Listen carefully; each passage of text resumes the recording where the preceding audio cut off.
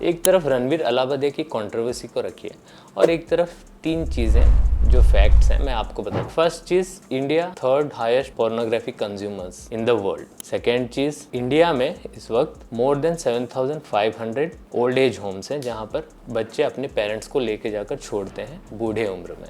कुंभ मेले में हमारी जो बहनें आई जो स्नान करने के लिए अपने रिलीजियस रीजंस की वजह से, उनकी वीडियोस का एल्बम बनाकर बेचा जा रहा है। तो अब इन दोनों चीज़ों को आप जोड़कर देखिए, इनमें से कौन सा सही है कौन सा गलत है।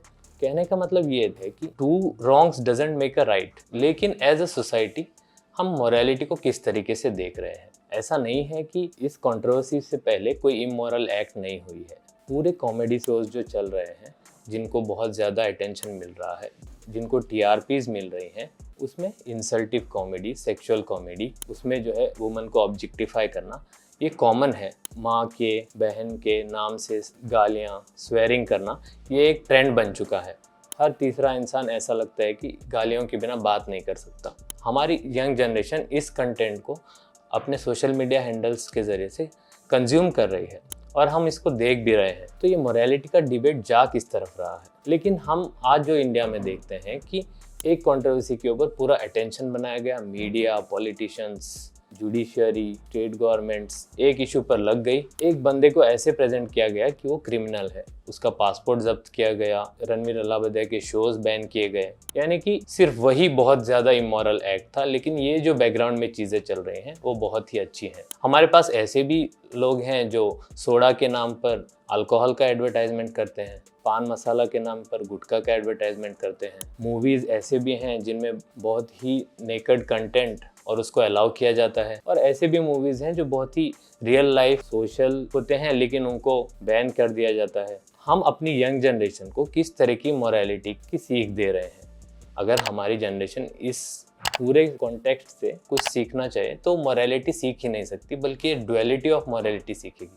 यानी कि एक तरीके के इशू पे एक अलग बिहेवियर, दूसरे तरीके के इशू पे एक अलग बिहेवियर। तो इस तरीके की डुअल मोरालिटी हम अगर अपनी यंग जनरेशन को सिखाएंगे तो as a society we are not progressing anywhere. Delhi के रेलवे स्टेशन में कुंभ मेले के जो यात्री थे वहाँ पर आए और एक स्टैम्पेड हुआ।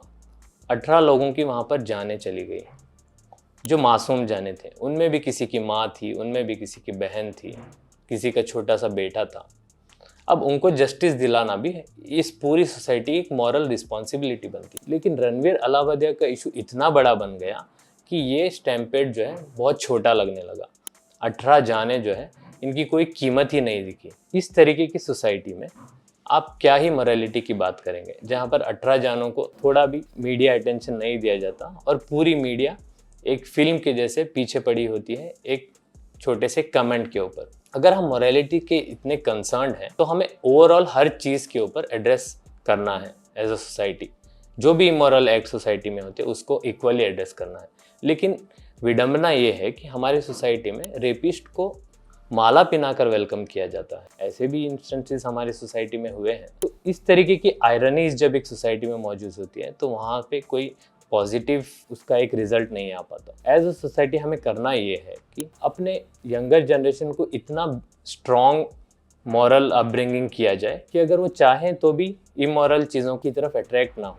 यंग जनरेशन की अपब्रिंगिंग मॉरली बहुत स्ट्रॉन्ग होगी तो चाहे ऐसे 10 शोज उनके सामने लाकर रख दें जो इमोरल हो, जो इंसल्टिव हो, वो एक भी शो को टच न करें। लेकिन अगर अपब्रिंगिंग स्ट्रॉन्ग ना हो तो आप किसी को कुछ कंट्रोल नहीं कर सकते। इंडियाज़ गॉट टैलेंट के उस सेट पर जो कमेंट किया गया वो सही नहीं था। लेकिन ऐसा नहीं है कि बाकी जो इमोरल चीज़ें हमारी सोसाइटी में चल रही हैं वो बिल्कुल सही है। अगर हम इमोरलिटी को क्रिटिसाइज करना है तो अक्रॉस द बोर्ड इक्वली हर चीज़ के ऊपर हमें सही से अटेंशन देकर केयरफुली क्रिटिसाइज करना होगा। अगर हम सिलेक्टिव क्रिटिसिज्म की तरफ जाएंगे तो वहाँ पर प्रॉब्लम सॉल्व नहीं होता। आपको क्या लगता है इस पूरी कंट्रोवर्सी के बारे में? आप कमेंट सेक्शन में लिखिए। अगर ये वीडियो आपको पसंद आई है तो इसको लाइक करें, चैनल को सब्सक्राइब करें। मिलते हैं नेक्स्ट टाइम। C you.